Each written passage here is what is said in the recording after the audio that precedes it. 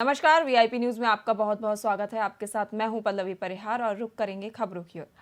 वांदे वन क्षेत्र में सागौन के पेड़ों की अवैध कटाई का मामला सामने आया है। वहीं 1 एकड़ से ज्यादा में लगे इमारती पेड़ों को बेधारक के जरिए काटकर फेंक दिया गया है।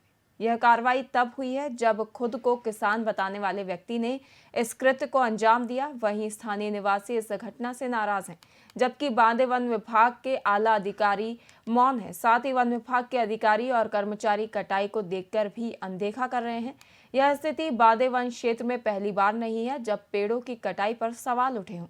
यह मामला बांदे वन परिक्षेत्र के जनकपुर से कृष्णनगर जाने वाली मुख्य सड़क के किनारे लगी पलटी शान का है।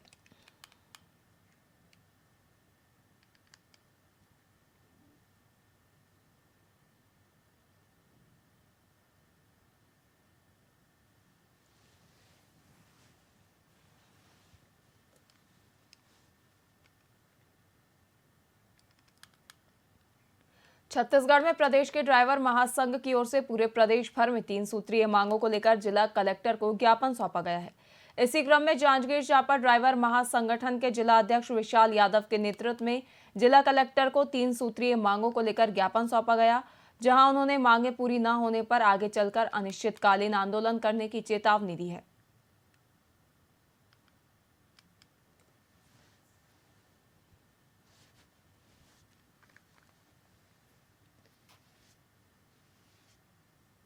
चांपाई का रहने वाला हूं, जिसमें हमारे 3 सूत्र मांगों को लेकर के यहाँ कलेक्ट्रेट महोदय जी को कलेक्ट्रेट में आकर के ज्ञापन दिया गया है, जिसमें हमारा 3 सूत्र मांग है, जिसमें ड्राइवर वेलफेयर बोर्ड की स्थापना किया जाए, ड्राइवर आयोग किया जाए, आयोग का गठन किया जाए और ड्राइवर वेलफेयर बोर्ड का स्थापना किया जाए और 1 सितंबर राष्ट्रीय ड्राइवर घोषित किया जाए। अगले 2025 में 15 जून से लेकर के ड्राइवर अनिश्चितकालीन हड़ताल में जाएंगे पूरे छत्तीसगढ़। चांपाई का रहने वाला हूं, जिसमें हमारे 3 सूत्र मांगों को लेकर के यहाँ कलेक्ट्रेट महोदय जी को कलेक्ट्रेट में आकर के ज्ञापन दिया गया है, जिसमें हमारा 3 सूत्र मांग है, जिसमें ड्राइवर वेलफेयर बोर्ड की स्थापना किया जाए, ड्राइवर आयोग किया जाए, आयोग का गठन किया जाए और ड्राइवर वेलफेयर बोर्ड का स्थापना किया जाए और 1 सितंबर राष्ट्रीय ड्राइवर घोषित किया जाए। अगले 2025 में 15 जून से लेकर के ड्राइवर अनिश्चितकालीन हड़ताल में जाएंगे पूरे छत्तीसगढ़। चांपाई का रहने वाला हूं, जिसमें हमारे 3 सूत्र मांगों।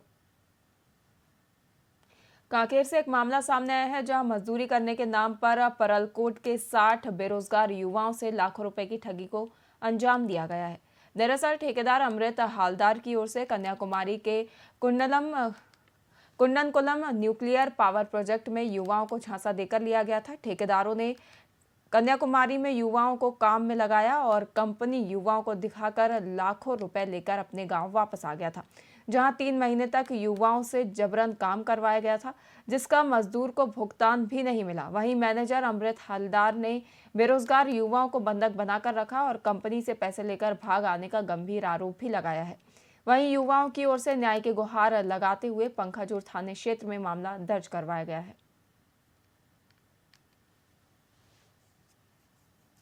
उनको कब शिकायत अमृत हलदार काम पे लेके गया कन्याकुमारी में 50 से 60 बंदों को लेके गया। वहाँ जाके करीबन 3 महीना 3.5 महीना काम कराया। किसी को 10,000 किसी को 8,000 इतना पैसा दिया वहाँ खाने के तौर पे एडवांस के थ्रू। बाकी आते टाइम आने से पहले 1 हफ्ता पहले वो घर में भाग के चला आया। मालिक को बोल के आया मेरा 2 आदमी है सुजीतकर और बापन वछार, ये लोग को बंधक रख के जा रहा हूँ, मैं 1 महीना बाद आऊँगा, आके इन लोगों से फिर अच्छे से ही काम कराऊंगा, ये लोग काम करेगा। फिर वो आने के बाद फिर वापस नहीं जा रहा है, तो हम लोग को एडवांस भी देना बंद कर दिया। फिर मैं ठेकेदार से बताया कि सर हम लोग को पैसा वैसा दो, हमारा सैलरी दो, अमृत नहीं है तो तुम दो सैलरी। तो सबको 2-2 हज़ार बोलते हैं, 2-2 हज़ार मिलेगा, उससे ज़्यादा नहीं, क्या करोगे करो। कितने दिन का सैलरी बचा है? करीबन हमारा तो 3 महीने का ही बचा है। मेरा नाम उमेश निषाद है, कहाँ के रहने वाले? बड़े काप से। अच्छा, क्या समस्या आप लोगों की? तो हम काम करने ले गए थे हमको साइड में, कौन लेके गया था? अमृत हल्दार कौन सी कंपनी में काम कर रहे थे? कुंडम न्यूक्लियर प्लांट, कहाँ है ये कन्याकुमारी। तो काम कराने ले गए थे तो भाग के आ गए, वो हम लोग को छोड़ दिया बंधक बना के वहाँ पे। तो वापस आ रहा हूँ 2-4 दिन में करके बोले, वापस नहीं आया, हमको वहाँ से भाग के आना पड़ा। तब कुछ नहीं मिला, घर से पैसा मंगा के आना पड़ा वहाँ से हमको। कितने लोग भाग के आए हो? 20 से 25 बंदे भाग के आए हैं। और समस्या ये है, मैं कुछ लड़कों को लेके अमृत हल्दर के बाद पे आके मैं कुछ लड़कों को लेके लगभग 15-16 लड़कों को लेके मैं कन्याकुमारी कुदमकुलम में साइड में पहुंचा हूँ। वहाँ पे मैं मैकेनिकल जॉब करता हूँ, तो मेरे को मैकेनिकल जॉब से मेरे को बुलाया वहाँ पे। तो वहाँ पे जाके देखता हूँ सिविल लाइन का काम है। तो मेरे को समझाया कि भाई मैकेनिकल का काम कुछ दिन में चालू हो जाएगा यहाँ पे, तो मैकेनिकल का काम करेंगे यहाँ पे। तो मैं कुछ दिन वहाँ जब तक रुक पाया तब तक रुका, फिर मैं अपना सामान वामान छोड़ के घर में कुछ प्रॉब्लम ऐसा झूठ बोल के मैं वापस आ गया, नहीं तो वो लोग आने भी नहीं देते। तो बाकी जो लड़के लोग थे वो लोग 3 महीना पूरा काम किए, वो लोग उन लोगों को समझा के रखा। मैं जिन लड़कों को लेके गया था उन लोगों को भड़काया, भड़काने के बाद वो लड़के लोग मेरे साथ वापस नहीं आए। तो लोग वही थे। 3 महीना काम करने के बाद वो लड़का एक भी किसी को पैसा नहीं दिया। मैं शिकायत में कि कन्याकुमारी कहीं बाहर ले गए थे काम करने और ये 2022 का मामला है। और इनके द्वारा कहा गया कि एक बार मीटिंग भी गांव में पंचायत स्तर पे, तो वहाँ कुछ पैसे वैसे देने की बात हुआ, लेकिन इन्होंने आके अभी पैसा नहीं दे रहा है हमारा। यदि इस टाइप के आता है तो उसके खिलाफ कार्रवाई की जाएगी। हमको खबर महासमुंद से है, जहां थाना सिंघोड़ा पुलिस ने बड़ी कार्रवाई करते हुए 2240 किलो अफीम डोडा जब्त किया है। वहीं जब्त अफीम डोडा की कीमत 22,40,000 रुपए बताई जा रही है। जानकारी के अनुसार हाईवे किनारे लावारिस हालत में ट्रक खड़ा हुआ था, जिसमें मुर्रा बोरियों के नीचे अफीम छिपा कर ले जाया जा रहा था, जिसकी पुलिस ने जांच की तो उसमें अफीम डोडा बरामद किया गया। वहीं पुलिस ने नारकोटिक्स एक्ट के तहत मामला दर्ज कर लिया है और आगे की कार्रवाई की जा रही है।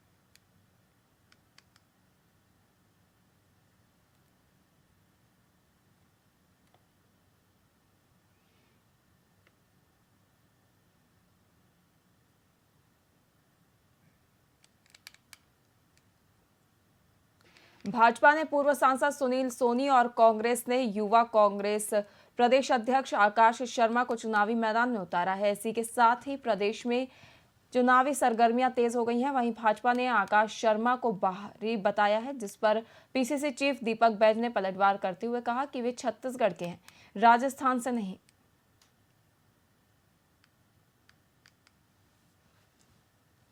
कांग्रेस पार्टी ने दक्षिण विधानसभा उपचुनाव के लिए भाई आकाश शर्मा जी को प्रत्याशी घोषित किया है। आकाश शर्मा छत्तीसगढ़ प्रदेश में एनएसआई का अध्यक्ष रहे, वर्तमान में यूथ कांग्रेस के प्रदेश के अध्यक्ष हैं और लगातार पार्टी में काम किए युवा चेहरा है, मजबूत चेहरा है।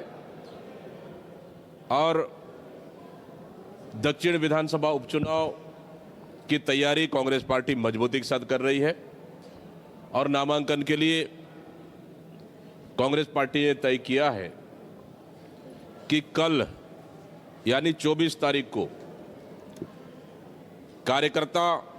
कार्यकर्ताओं के साथ, जनता के साथ बड़ी गैदरिंग के साथ कल नामांकन दाखिल करेंगे।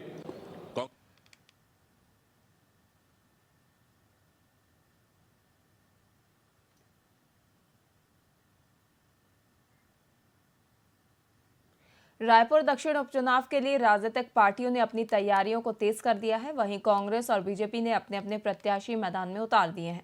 बीजेपी की तरफ से पूर्व सांसद और महापौर सुनील सोनी ने चुनावी दंगल में प्रवेश किया है, जबकि कांग्रेस ने युवा नेता आकाश शर्मा को मैदान में उतारा है।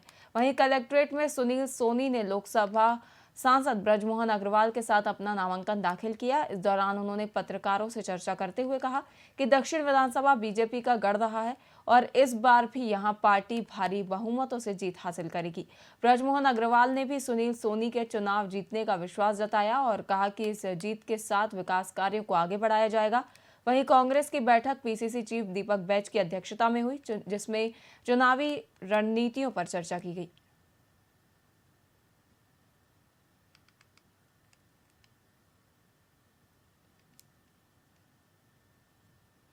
आज सुनील सोनी जी ने भारतीय जनता पार्टी के अधिकृत प्रत्याशी के रूप में मुहूर्त का नामांकन दाखिल किया है। उस नामांकन में मृत्युंजय दुबे जी प्रस्तावक हैं और खेमराज बैज जी प्रस्तावक हैं। 25 तारीख को भारतीय जनता पार्टी के मुख्यमंत्री जी, प्रदेश अध्यक्ष जी, सभी वरिष्ठ नेताओं के साथ में दोबारा नामांकन भरेंगे। भारतीय जनता पार्टी के मैं रायपुर दक्षिण को अपना घर मानता हूँ और मैंने लोगों को ये विश्वास दिलाया है कि अब सबको 2 विधायक मिलेंगे, एक परमानेंट विधायक ब्रिजमोहन, एक अधिकृत विधायक सुनील सोनी, और सभी लोग कमलपुर को, भारतीय जनता पार्टी को, सुनील सोनी को वोट दें और डबल इंजन की सरकार में रायपुर शहर को राजधानी के अनुरूप तेजी से विकसित करने के लिए, दक्षिण विधानसभा को तेजी से विकसित करने के लिए आज सुनील सोनी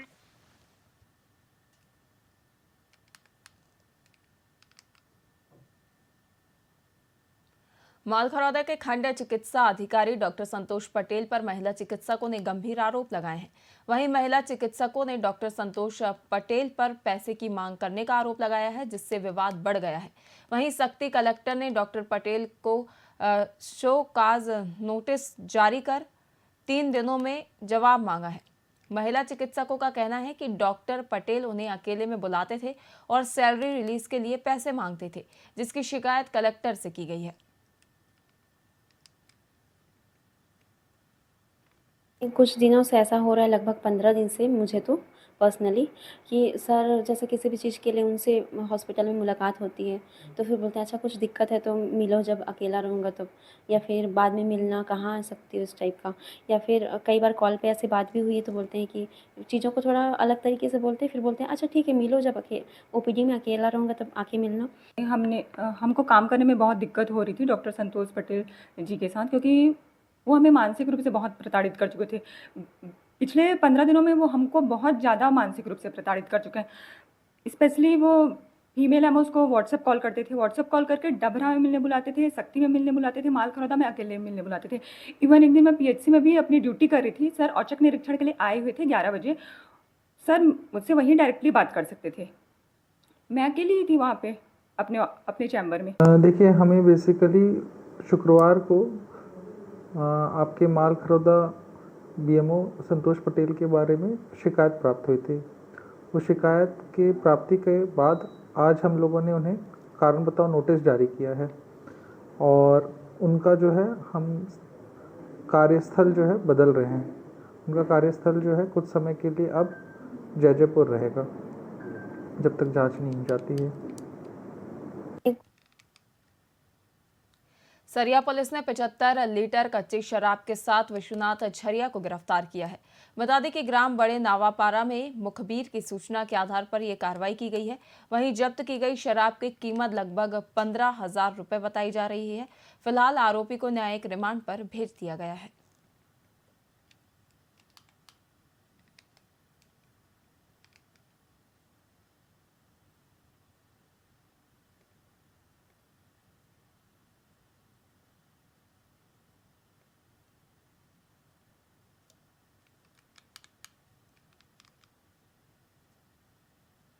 पंखाजोर इलाके में सड़क की खस्ता हाली ने लोगों के लिए गंभीर समस्या खड़ी कर दी है। केंद्र और राज्य सरकार अंदरूनी इलाके में सड़कों के विकास का दावा करती है, लेकिन यहां की सड़कों का हाल बद से बदतर है। खासकर पंखाजोर से संगम को जोड़ने वाली PMGSY से बनी सड़क पर सैकड़ों गड्ढे हैं, जिसके चलते दुर्घटनाएं आम हो गई हैं। क्षेत्र के निवासियों ने कई बार संबंधित विभाग से सड़क की मरम्मत की मांग की है, लेकिन कोई सुनवाई नहीं हुई।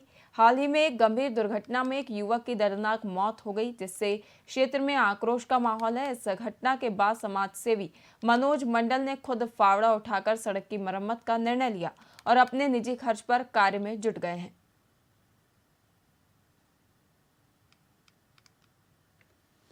ये पखानजोर से संगम रोड है।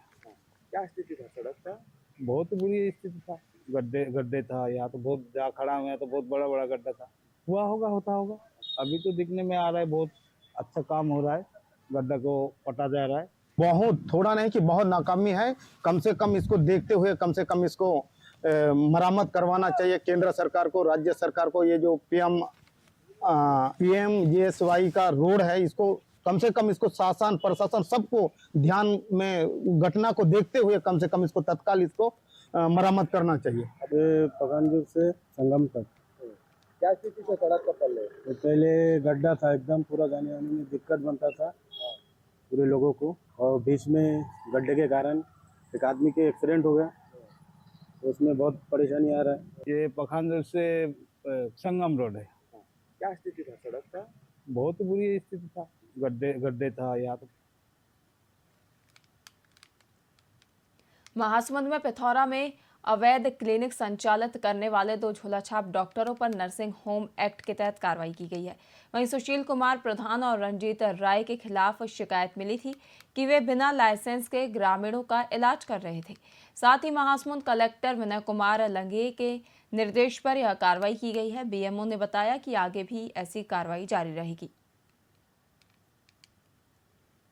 अधिकारी राजस्व के टीम के साथ अनुविभागीय अधिकारी राजस्व, तहसीलदार पिथौरा और बीएमओ पिथौरा तीनों के द्वारा संयुक्त रूप से झोलाछाप कार्रवाई की गई, जिसमें सांकरा में परसवानी रोड में चंद्रहासिनी दवाखाना और राय क्लिनिक दोनों में छापामार कार्रवाई कर क्लिनिक को बंद कर दी गई है आगामी आदेश तक।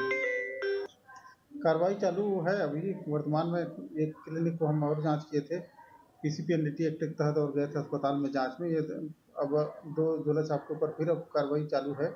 तो वर्तमान में अभी इसके ऊपर नियमित रूप से कार्रवाइयाँ अब चालू हैं। कुछ दिनों में समस्त झोलाछाप को ताला लगाने कार्रवाई की जाएगी। अधिकारी राजस्व के टीम के साथ अनुविभागीय अधिकारी राजस्व, तहसीलदार पिथौरा।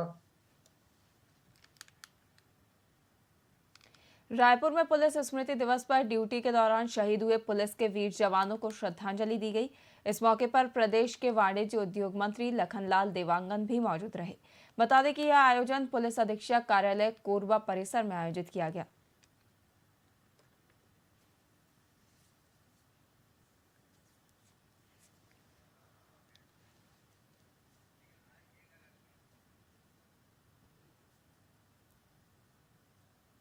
फिलहाल के लिए खबरों में इतना ही। देखते रहिए वीआईपी न्यूज़। नमस्कार।